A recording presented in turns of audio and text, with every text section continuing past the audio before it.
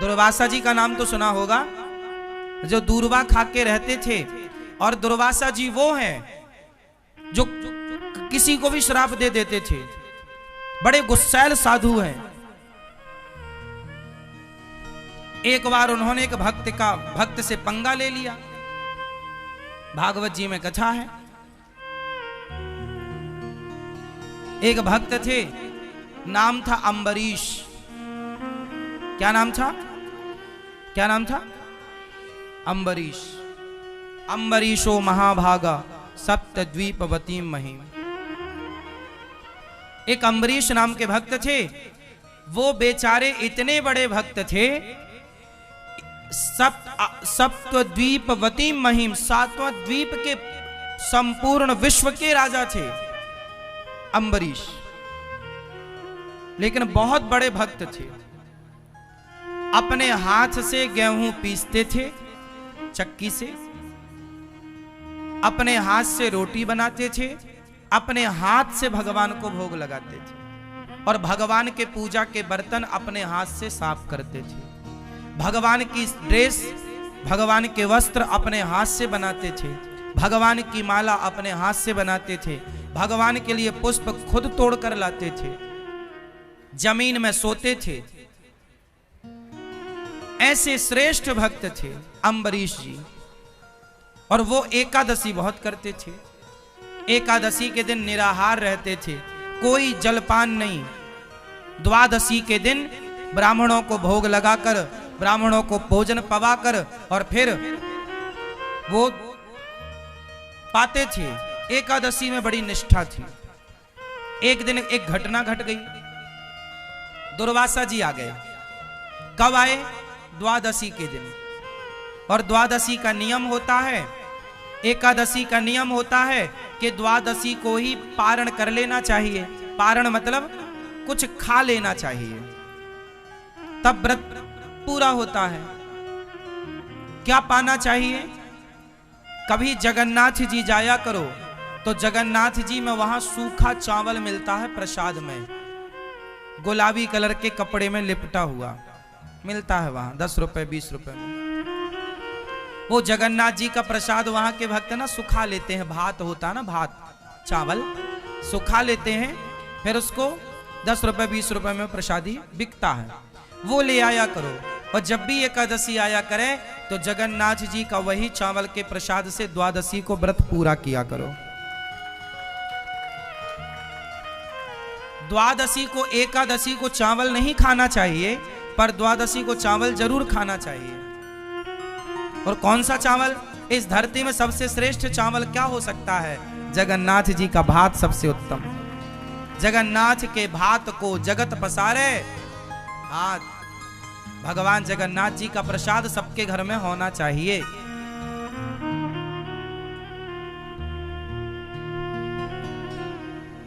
हम तो कहते हैं जगन्नाथ जी का प्रसाद अपने घर में ले आओ और 2-2 दाने रोज खाया करो प्रसाद जगन्नाथ जी का। मिलता है ना, आप में से कितने लोग जानते हैं सूखा चावल मिलता जगन्नाथ जी में? हाँ, कभी जाओ तो जगन्नाथ जी से ढेर सारा प्रसाद ले आना। चावल सूखा हुआ बनाते हैं ना चावल, फिर उसे सुखा लेते हैं धूप में, फिर वो बिकता है। तो दुर्वासा जी द्वादशी के दिन आए। उस समय अम्बरीश ब्राह्मणों को भोजन करा रहे थे और त्रयोदशी लगने वाली थी, मतलब तिथि बदलने वाली थी। अब तिथि बदलने के पहले आपको पारण करना पड़ता है। अब दुर्वासा जी आए तो अम्बरीश जी ने कहा महाराज आप भी पाओ। बोले मैं नहा के आता हूं। तो वो नहाने में जरा लेट हो गए दुर्वासा जी। तो अम्बरीश की तिथि निकली जा रही थी, तो अब साधु भूखा पड़ा है घर में, तो कुछ खा तो सकते नहीं, तो उन्होंने भगवान का चरणामृत पीकर अपने व्रत को पारण कर लिया। व्रत का पारण किससे कर लिया? अम्बरीश जी ने चरणामृत पीकर। अब वो चरणामृत पी रहे थे कि सामने से दुर्वासा जी आ गए। अब दुर्वासा जी बड़े गुस्सैल संत, क्यों मुझे खिलाए बिना खा गया? जानता नहीं मैं कौन हूं? मैं तुझे, तू बड़ा भक्त बन रहा है, मैं आज तुझे दंडित करूंगा। तूने एक साधु का अपमान किया है, तू जानता नहीं मैं कौन हूं? तूने मुझे खिलाए बिना खा लिया। और दुर्वासा जी से सारा जग डरता था कि बहुत खतरनाक बाबा है। आज बाबा जी का पंगा पड़ गया अम्बरीश जी से, लेकिन अम्बरीश जी तो हाथ जोड़े खड़े हैं, हे महाराज यदि अपराध बना है तो मुझे दंड दीजिए। और अम्बरीश ऐसे भक्त थे कि जब वो अपने हाथ से गेहूं पीसा करते थे तो बगल में भगवान बैठकर उनको हवा किया करते थे अपने पीतांबर से, ऐसे ऐसे। भगवान स्वयं उनके प्रेम में बिक चुके थे, भगवान स्वयं उनके प्रेम में बिक चुके थे। जब जब अम्बरीश भगवान की सेवा करते तो भगवान स्वयं उनकी सेवा करते।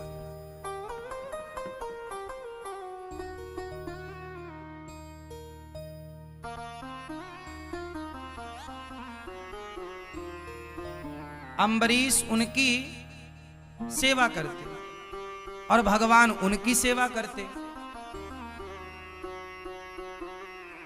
अब भगवान ने अपना सुदर्शन नियुक्त कर दिया था, सुदर्शन नियुक्त कर दिया कि तुम पर कोई संकट आएगा तो मेरा सुदर्शन तैयार रहेगा। अब दुर्वासा जी को गुस्सा आई कि तुमने मुझे खिलाए बिना खा लिया, तो एक बाल उखाड़ा अपना दुर्वासा जी ने और पटक दिया। और जब पटका तो उस बाल को पटकने से एक राक्षसी पैदा हो गई, नाम था कृत्या। उस कृत्या ने अम्बरीश को नुकसान पहुंचाने के लिए, खाने के लिए दौड़ी, और जैसे ही दौड़ी तो भगवान का सुदर्शन चक्र नियुक्त था, जाकर कृत्या को भस्म कर दिया। और सुदर्शन साक्षात भगवान है, इसलिए भागवत जी में देखो आगे सबसे क्या रखा है, यह सुदर्शन।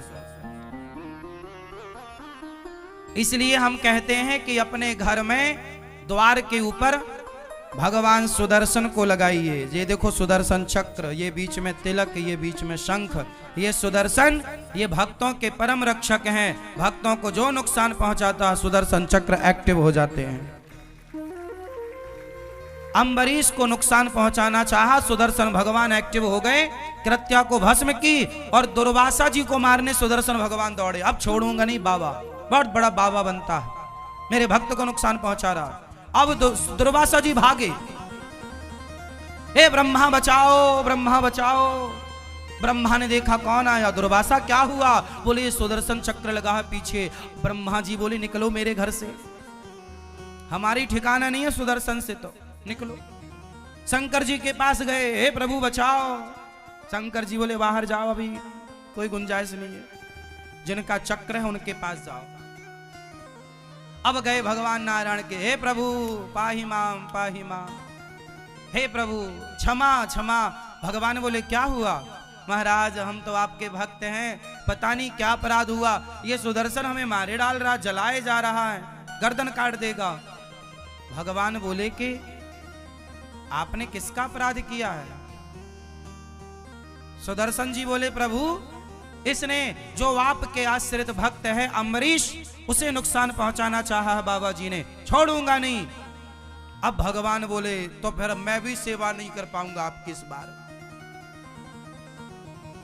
अब दुर्वासा जी घबराए कि जब भगवान नहीं बचा रहे हैं तो अब कौन बचाएगा। अब दुर्वासा जी घबराए, चरणों में गिर पड़े, प्रभु आप बताओ मैं क्या करूं।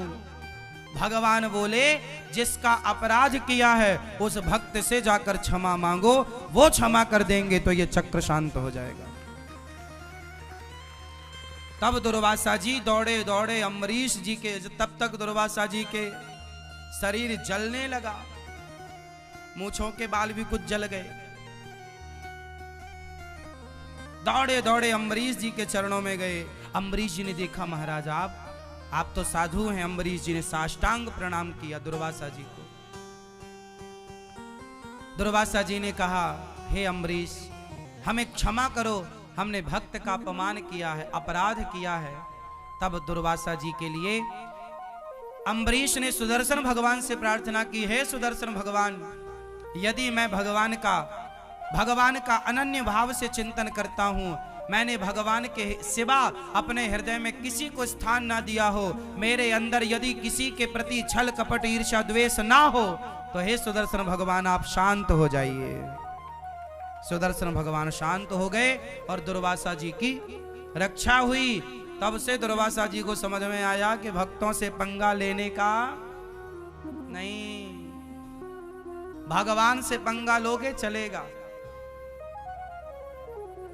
पर भक्तों से, जो आप लोग साधुओं का अपमान करते रहते हो ना, अरे वो बाबा जी तो पाखंडी हैं, अरे वो तो ऐसे हैं ना, सच्ची बताओ तुम कितना जानते हो? सुनी सुनाई बातें क्यों? और हमें क्या करना कि कोई कैसा है? भगवान है ना न्याय करने के लिए। रावण के साथ न्याय भगवान ने किया ना, उसे दंड मिला ना उसके किए का। द्रौपदी की साड़ी उतारी थी तो दुशासन ने, दंड मिला। ईश्वर के घर देर है, अंधेर नहीं है। तुम अपराधी मत बनो। इसलिए कबीरदास जी ने कहा है, ना काहू से दोस्ती, ना काहू से, ना तो हमें किसी की निंदा चुगली करना, ना तो हमें किसी की प्रशंसा करना। अच्छा कहना है तो भगवान को, और बुरा कहना है तो खुद को। हम बुरे हैं, बुरा जो देखन मैं चला।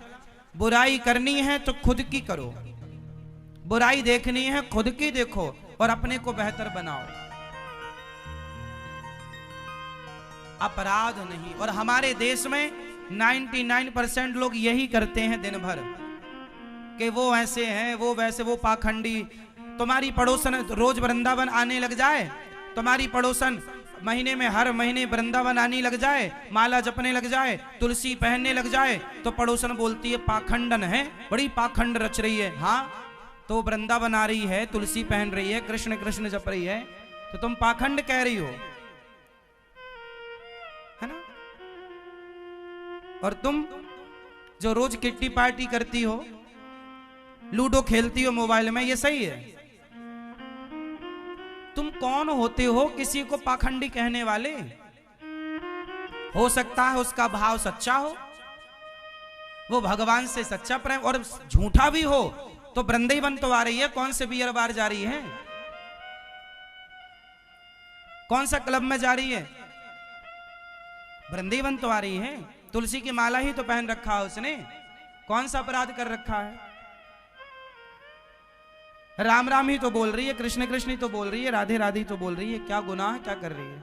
तुम्हें तो बस बोलना है, मुंह फट हो, कुछ भी बोलना है। भगवान मेंढक बनाएंगे तुम्हें अगले जन्म में, टर टर करती रहना, फिर बहुत टर टर करती हो। कुछ भी क्यों बोलना है?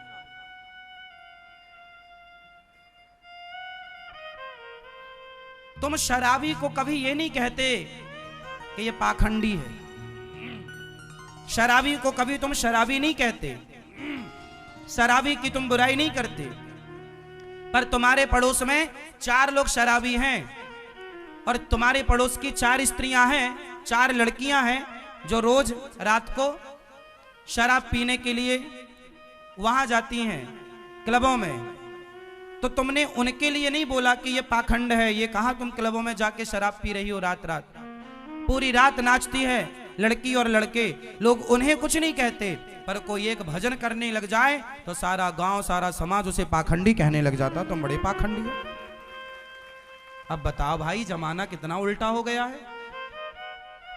जो खुलेआम गलत कर रहा है उस गलत को कोई गलत नहीं कह रहा है, पर कोई सही करे तो सही को लोग गलत कहते हैं। अब ये कलयुग ही नहीं तो क्या है?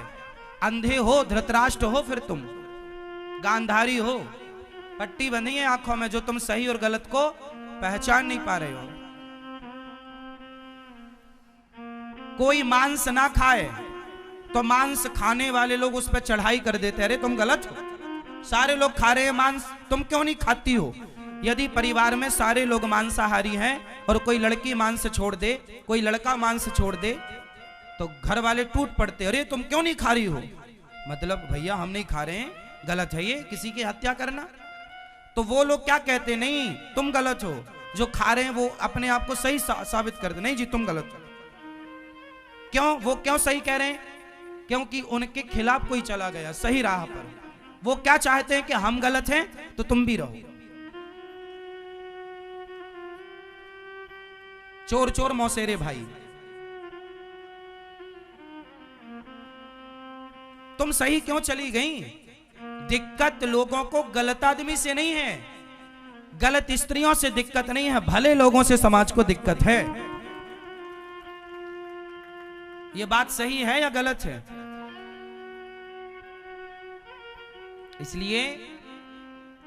इसलिए दुर्वासा जी ने किसका अपराध किया? जोर से भगवान का या भक्त का? तो आप लोग भी, यदि कोई वृंदावन से जुड़ी स्त्री है, कोई वृंदावन से जुड़ा पुरुष है, और यदि वो वृंदावन के प्रति श्रद्धा रखता है, भगवान कृष्ण राधा रानी के प्रति श्रद्धा रखता है, और यदि आपने उसे पाखंडी कह दिया तो तुम्हारे सारे पुण्य उसके पास आ जाएंगे और उसके सारे पाप ट्रांसफर कर देंगे कि तू पाप भोग भैया।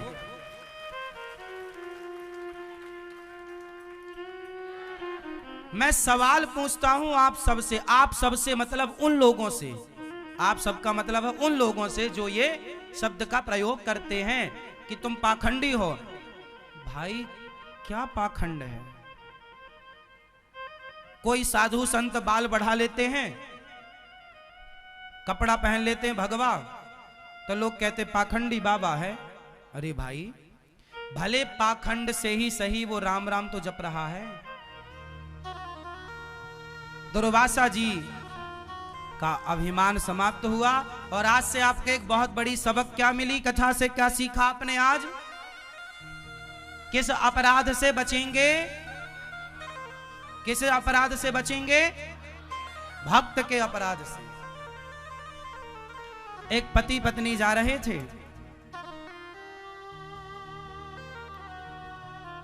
तो एक साधु पीछे से आया, बारिश का समय था, सड़क के गड्ढों में पानी भरा था, तो समझ में आता नहीं है कि यहां गड्ढा है कि यहां समतल है, लेवल है।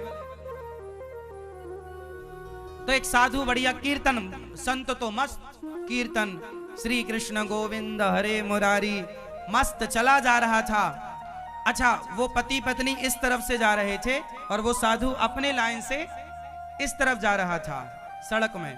तो साधु बढ़िया नाचता हुआ जा रहा था। तो साधु जब उचका और उचक करके जब गिरा तो उसके पांव गड्ढे में चले गए, और जब गड्ढे में गए तो पानी भरा था, कीचड़ था, और जब पानी में गए तो पानी की कुछ छींटे बूंदें उचटी, और जाके उसके पति पत्नी जो जा रहे थे, तो उस पति के सफेद कलर की शर्ट पहन रखी थी उसने, तो वो कुछ छींटे जा करके उसकी शर्ट में गिरे। तो वो आदमी बड़ा गुस्से हुआ, अरे बाबा पागल हो गया है, देख के नहीं चलता। लो भैया, वो आदमी आया और बाबा जी के गाल में जोर का एक थप्पड़ मारा, ले कपड़े गंदे कर दिया, अंधा है क्या? जबकि वो साधु तो अपनी मस्ती में था, उसे कुछ पता ही नहीं। उसने थप्पड़ मार भी दिया तो उसने कोई प्रतिकार नहीं किया, कोई जवाब नहीं दिया, कुछ वो ठीक। उसको लगा वाह विधाता, आज यही मिला खाने को, चलो यही खा के मौज करेंगे। कभी आप बढ़िया मालपुआ खवाते हो, कभी आप चना खवाते हो, कभी गुलाब जामुन खवाते हो, कभी रबड़ी खवा, आज थप्पड़ खवाया, मस्त खुश। संत भगवान का भक्त भगवान की मस्ती में मस्त रहता, जैसे रखे राम जी रहना चाहिए, और सीताराम सीताराम। भगवान तेरे फूलों से भी प्यार, थप्पड़ दे रहे हो हम खुश हैं, रबड़ी दे रहे हो हम शिकायत नहीं करेंगे कि तुमने थप्पड़ पड़वा दिए, कोई बात नहीं, जो इच्छा। और आप लोग जरा भी ना आपके प्रतिकूल मिल जाए तो आप रोने लग जाते हैं, हे भगवान तुमने ऐसा क्यों किया। जो दे रहे हैं भगवान, अच्छा हमारे भगवान की इच्छा है, आज हम भूखे रहेंगे, ये भगवान की इच्छा है तो भूखे। आज खाना दे रहे हैं तो खाओ, आज ये पहना रहे हैं तो ये पहनो, कल वो पहना रहे हैं वो पहनो, महंगा पहना रहे हैं महंगा सस्ता, जो मिल रहा है सब भगवान की इच्छा मानो कि आज ईश्वर की इच्छा है। कोई आज आपको गाली दे रहा, चलो कोई बात नहीं, भगवान की आज यही इच्छा, चलो सुन लेते हैं, क्या घटेगा हमारा। संत जी बेचारे कुछ बोले नहीं, लेकिन भगवान तो भगवान है। भगवान गुस्सा हो गए, किसने मेरे भक्त को एक थप्पड़ मार दिया बताओ। अब वो जैसे ही घर गया, पति पत्नी घर गए, वो आदमी जैसे ही घर गया और अपनी सीढ़ी ऊपर चढ़ने लगा, सीढ़ी चढ़ते समय उसका पांव फिसला और ऊपर से सिर के बल नीचे गिरा, तुरंत उसकी मृत्यु हो गई। अब जब मृत्यु हुई तो अचानक किसी की मृत्यु हो जाए तो व्यक्ति तो दंग रह ही जाता है। सारे गांव के लोग, सारे लोग आ गए, उसकी पत्नी तो खूब रोई। तभी वो साधु फक्कड़ ना घूमता घूमता उसी के घर के सामने से गुजरा, तो उसने देखा कि यहाँ, अच्छा साधु को ये पता नहीं था कि ये उसी का घर है जिसने मुझे थप्पड़ मारा। तो साधु ने देखा कि आज यहाँ बहुत भीड़ है, तो साधु को लगा क्यों भाई भंडारा है क्या, कुछ खाने को मिलेगा। लोगों ने कहा मर गया है कोई, चलो यहां से। बाबा जी तुरंत दूर जाके बैठ गए। उसकी पत्नी रो रही थी, तो इस दृश्य को किसी ने देखा था, तो वो समझ गया कि साधु किसने मारा है, इसलिए ये मर गया। तो उसने उसकी पत्नी से जाकर बोला, सुनो, जिस साधु को तुम्हारी पति ने थप्पड़ मारा था, शायद भगवान रुष्ट हो गए हैं, वही साधु बाहर बैठा है, तुम जाओ साधु के पांव पकड़ लो। वो पत्नी दौड़ी दौड़ी गई, चरणों में गिर पड़ी, महाराज क्षमा करो, मेरे पति से अपराध हो गया, क्षमा कीजिए। साधु बोला, देवी कौन सा अपराध, आपको थप्पड़ मारा था ना अभी थोड़ी देर पहले गाल में, ये मेरे पति वही है, मृत्यु हो गई। संत ने कहा, मेरा कोई रोल नहीं है, तेरे यार ने मुझे मारा तो मेरे यार ने भी इसे मार दिया, हिसाब बराबर।